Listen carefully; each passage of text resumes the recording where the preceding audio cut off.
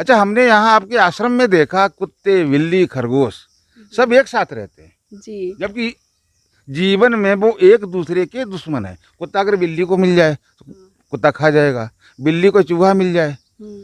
बिल्ली चूहा खा जाएगी। लेकिन इस आश्रम। नमस्कार, मैं विमलेश गुप्ता और आज उत्तर प्रदेश के जनपद अयोध्या, भगवान राम की पावन नगरी अयोध्या में आया हूँ। और ये अयोध्या की तहसील मिल्की और ब्लॉक मिल्कीपुर, जहाँ पर कहना नहीं चाहिए, जहाँ पर अभी विधानसभा की सीट रिक्त है। और इसी अयोध्या से योगी जी के द्वारा बनवाया गया भव्य और मोदी जी द्वारा बनवाया गया भव्य राम मंदिर, जहाँ पर से बीजेपी चुनाव हारी है, हम उस क्षेत्र में आज खड़े हैं। और ये क्षेत्र है अयोध्या की तहसील मिल्कीपुर की ग्राम पंचायत रायपुर पट्टी। यहाँ पर हम एक ऐसी साध्वी हमारे साथ हैं जिन्होंने इस मंदिर को काली सिद्ध पीठ बनवा रखा है। और वो युवा हैं, बिल्कुल युवा हैं, और उन्होंने अपना सारा जीवन सनातन धर्म के लिए समर्पित कर दिया है। हम उनसे आपकी मुलाकात करवाते हैं, हम उनसे आपसे रूबरू कराते हैं कि उन्होंने गृहस्थ जीवन क्यों छोड़कर अपना जीवन माँ काली के नाम क्यों सुपुर्द कर दिया।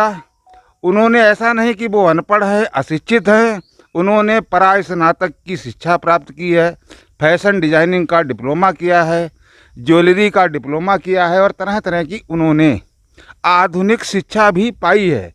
लेकिन उन्हें उस समाज से, इस ऐसे लोगों से विरक्त हो गई कि उन्होंने गृहस्थ जीवन में जाना ही नहीं चाहिए समझा, और अपना सारा जीवन भगवान के लिए, सनातन धर्म के लिए, काली माता के लिए अर्पित कर दिया। और वो आप देख रही होंगी, वो अपने आसन पर बैठकर अभी ध्यान मुद्रा में लीन है। हम उनसे बात करते हैं कि उन्होंने अपना जीवन इस जंगल के लिए क्यों समर्पित कर दिया, इन पशु पक्षियों के लिए क्यों समर्पित कर दिया, इन पेड़ पौधों के लिए क्यों समर्पित कर दिया। वो जीवन अपना शहरी जीवन जी सकती थी, आधुनिक जीवन जी सकती थी, लेकिन उन्होंने सारी विलासिता की चीज़ें का परित्याग कर दिया।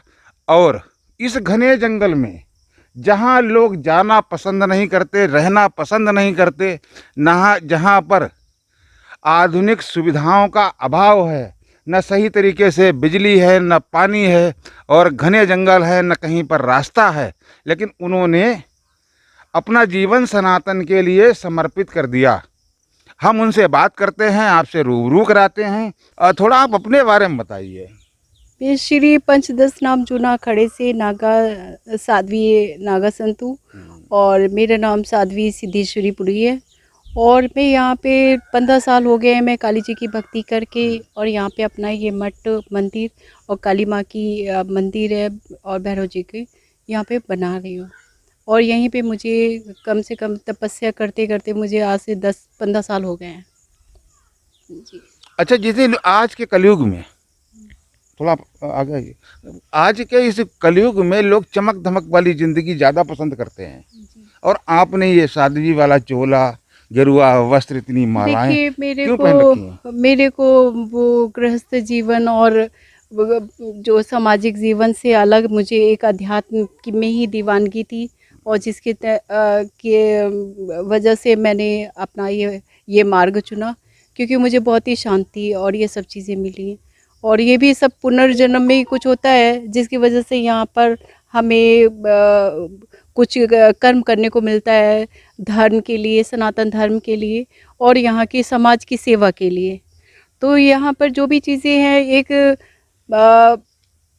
मैं कुछ मुझे एक आत्म शांति और आत्म के लिए मैंने ये सब कुछ किया। जैसे आत्म शांति के लिए आपने ये गृहस्थ जीवन छोड़ दिया और आप एक धार्मिक संत के रूप में आ गई। जी।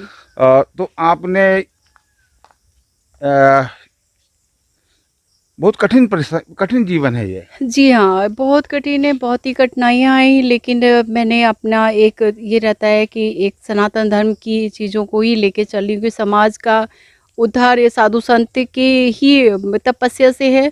तो जो कि मैंने आज की डेट में जो भी मैं कर रही हूँ, ये सब एक समाज के लिए ही है। मेरा मेरा जीवन समाज के लिए, मेरे पूजा पाठ हर चीज़ मेरे समाज के लिए ही समर्पित है। अच्छा, आप एक महिला हैं। जी। महिला का जीवन बहुत कठिन होता है। लोग तरह तरह के आरोप लगाते रहते हैं ये। और जी। इसमें आज आज की जो बालिकाएं, नई जनरेशन हो रही है, उनके बारे में क्या आप विचार, क्या है, दृष्टिकोण क्या है? देखिए, मेरा तो विचार है कि सनातन धर्म की एक-एक घर में मैं उनको इसकी के लिए प्रेरित करूं, और यहाँ पर सब प्रेरित भी हैं, क्योंकि मैंने पहले जय माँ काली से ही शुरुआत करी थी कि मेरी नमस्ते जय माँ काली से होती थी। हर घर का, यहाँ के आस-पास के गाँव के लोग मुझसे अगर बात करते तो जय माँ काली ही करते हैं। और इसके लिए भी बहुत विरोध हुआ था कि हम किसी के मुँह से जय माँ काली कैसे वो करें। लेकिन आज की डेट में यहाँ पर जो भी हैं माइयाँ, वो अब धर्म की चीज़ें क्या यहाँ मंदिर में समर्पित हैं, आती हैं। अच्छा, जब आप पहली बार यहाँ आई होंगी जी। तो बहुत समस्याओं का सामना करना पड़ा होगा। मुझे यहाँ पे मंदिर बनाने ही नहीं दिया जा रहा था, और मुझे ये समझ लीजिए 50-50 लोग आते थे मंदिर को रुकवाने के लिए, मारने के लिए। मेरी कुटिया में 2-3 बार आग लगा दी गई, और लेकिन मैंने भी हिम्मत नहीं हारी अपनी तपस्या को करते करते। और मेरा एक जिद और वो थी, क्योंकि एक नागा संत में तो ये एक अपने में अडिग होता है, जो ठान लेता वो करता है। वो समाज के लिए, फिर अगर समाज विरोध कर रहा है तो समाज को भी ठीक करने का दम रखता है। तो इसीलिए मैंने यहाँ पर अपना चिमटा और त्रिशूल गाड़ दिया, और आज मेरे को बहुत खुशी है कि पूरा ये गांव समाज मेरा साथ दे रहा है, और बहुत ही मुझे मानता भी है अब।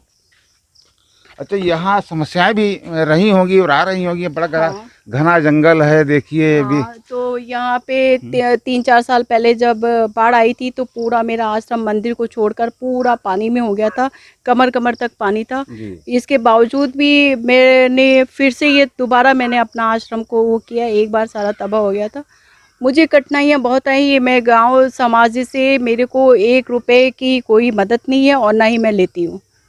हाँ, आपको आर्थिक मदद न मिलती है न चाहिए। ना मुझे नहीं चाहिए। अच्छा, हमने यहाँ आपके आश्रम में देखा कुत्ते, बिल्ली, खरगोश सब एक साथ रहते हैं, जी। जबकि जीवन में वो एक दूसरे के दुश्मन है। कुत्ता अगर बिल्ली को मिल जाए तो कुत्ता खा जाएगा, बिल्ली को चूहा मिल जाए, हम्म। बिल्ली चूहा खा जाएगी। लेकिन इस आश्रम में क्या ऐसा है कि सब साथ साथ रह रहे हैं? वो वो भी एक अनुशासन बनाने वाली मैं ही हूँ। जब यहाँ संत के उसमें है ना, तो अनुशासन तो चाहे समाज का घर परिवार हो और चाहे अपना मठ मंदिर हो, अनुशासन बहुत ज़रूरी होता है। तो उसमें जब भी मैंने इन लोगों को जो सीख दी है ना, तो ये नहीं बोल पाते हैं, लेकिन मेरी एक वाणी पर हर चीज़ समझते हैं। अच्छा, आपको जिधर जीव जंतुओं से प्रेम है और जीव जंतु आपसे भी प्रेम करते हैं, बिल्कुल। इसीलिए सब साथ साथ रहते हैं। जी जी। अच्छा, हमने आश्रम में देखा था कि बाइक भी खड़ी है। क्या बाइक चला लेती हैं आप? बाइक चला तो नहीं लेती हूँ, मगर रखती हूँ कि मुझे कभी ज़रूरत पड़े तो कोई मैं अपना कार्य खुद कर सकूँ, और इसीलिए यहाँ पर एक बाइक की व्यवस्था भी कर रखी है। अच्छा, जैसे कोई आपका अनुयायी है, चेला है, वो तो आ उसे, गया तो हाँ। उससे मैं अपना कार्य करवा सकूँ, उसको कहीं जाने की ज़रूरत पड़े तो यहाँ पर किसी से मांगने की ज़रूरत नहीं है। आश्रम में आए तो सारी सुविधाएं रखनी पड़ती हैं। तो आप आश्रम में रह रही हैं, संतुष्ट हैं? मैं बहुत ही संतुष्ट हूँ, और मैं माँ का भी धन्यवाद देती हूँ, साधु संत साधु समाज का भी मैं धन्यवाद देती हूँ, क्योंकि जो भी मेरे मार्गदर्शन हुआ है वो इस सनातन धर्म के लिए मेरा जीवन एक समर्पित है। मुझे बहुत खुशी है, क्योंकि सामाजिक जीवन में वो खुशी वो एक एक पात्र की तरह जीवन होता है, और ये सनातन धर्म के लिए जीवन है जो कि आज हमारे को संघर्ष करना पड़ रहा है। लेकिन जब मेरी समाधि हो जाएगी, उसके बाद इंसान हमेशा ज़िंदगी भर याद रखेगा, जब तक ये मठ रहेगा। जब तक ये मठ रहेगा तब तक लोग युगों युगों तक ये आपको याद करते जी। रहेंगे। अच्छा, यहाँ पर आप जब आई हैं, या आज के समय, वर्तमान समय में जी। कोई ऐसी समस्या है जो आपको कष्ट दे रही हो, पीड़ा दे रही हो? देखिए, पीड़ा मुझे बस यही है कि जो मंदिर में मूर्तियाँ रखी हैं, 1 साल से मैं पूरी कोशिश कर रही हूँ। मैं कोशिश कर रही हूँ कि प्राण प्रतिष्ठा हो जाए, 2 ढाई 3 लाख लगेगा, और मेरा ज़िद भी है कि मेरे को समाज जो आस-पास के लोग हैं, उनको ये है कि ये मैं प्राण प्रतिष्ठा करूँ, और मेरे को ये ज़िद है कि ठीक है, जिस दिन मेरे पास होगा, क्योंकि मेरा में भी एक हठ योग है। और मैं उसकी प्राण प्रतिष्ठा नहीं करवा पा रही हूँ, ये मेरे लिए बहुत ही अफसोस की अच्छा, बात जैसे है। हम लोग अभी आए, लखनऊ से आए, जी लेकिन यहाँ रास्ता संकीर्ण, सकरा है, संकीर्ण है, हमें जी अपनी गाड़ी रोड पे ये खड़ी दोष, करनी पड़ी। हाँ, यहाँ पे मुझे रास्ते की इतनी परेशानी है कि मेरे को रास्ता आश्रम के लिए नहीं है कोई भी। और जो रास्ता ये सरोवर का बना हुआ है, इस पे गाड़ी आ नहीं सकती है क्योंकि बहुत ही संकीर्ण कर दी है। और इस अमृत सरोवर के नाम पर 44 लाख पास था, जिसका यहाँ पर नहीं है क्योंकि